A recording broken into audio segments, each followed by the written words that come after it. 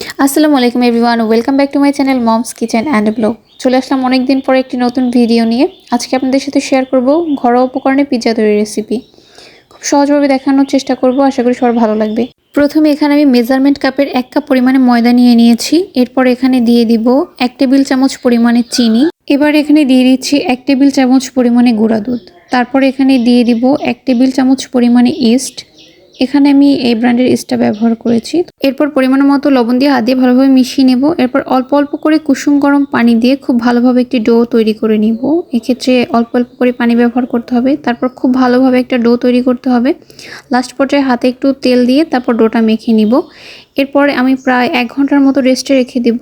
এখন পিৎজার জন্য চিকেনটা প্রিপেয়ার করব। এখানে প্রথমে কড়াইয়ে তেল দিয়ে তার মধ্যে চিকেনের কিছু পিস দিয়ে দিব। এখানে আপনার পরিমাণ মতো দিবেন। আমি যেহেতু একটা পিৎজা তৈরি করব সেই অনুযায়ী চিকেন দিয়েছি। এখানে আদা রসুনের পেস্ট ব্যবহার করেছি পরিমাণ মতো, ব্যবহার করেছি মরিচের গুঁড়া এবং ব্যবহার করেছি স্বাদমতো লবণ। তারপর খুব ভালোভাবে নেড়েচেড়ে মিশিয়ে নিতে হবে। এ পর্যায়ে আমি এখানে একটি কাবাব মশলা ব্যবহার করেছি, তবে আপনারা চাইলে যে কোনো ধরনের টেস্টিং সল্ট ব্যবহার করতে পারেন। তারপর দিয়ে দিয়েছি কিছু পরিমাণ টমেটো কেচাপ। এরপর এখানে আমি ব্যবহার করেছি অল্প পরিমাণের সয়া সস, তবে আপনারা চাইলে ফিশ সসও ব্যবহার করতে পারবেন।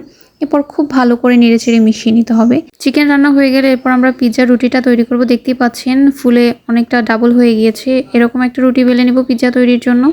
তারপরে রুটিটা বেলা হয়ে গেলে পাশ থেকে একটু সুন্দরভাবে ভাঁজ করে নেব দেখার সৌন্দর্যের জন্য। এরপর একটি কাঁটা চামচ ব্যবহার করে খুব ভালোভাবে কেচে নেব যাতে ভেতরটা ভালোভাবে ফুলে ওঠে। এরপর পিৎজাটা আমি প্রিপেয়ার করব। প্রথমে দিয়ে দিচ্ছি এখানে টমেটো কেচাপ। খুব ভালোভাবে টমেটো কেচাপ দেওয়ার পর একটা চামচের মাধ্যমে সম্পূর্ণটা মিশিয়ে নিতে হবে। তারপর এখানে আমি মাংসের পিসগুলো সুন্দরভাবে দিয়ে দিব।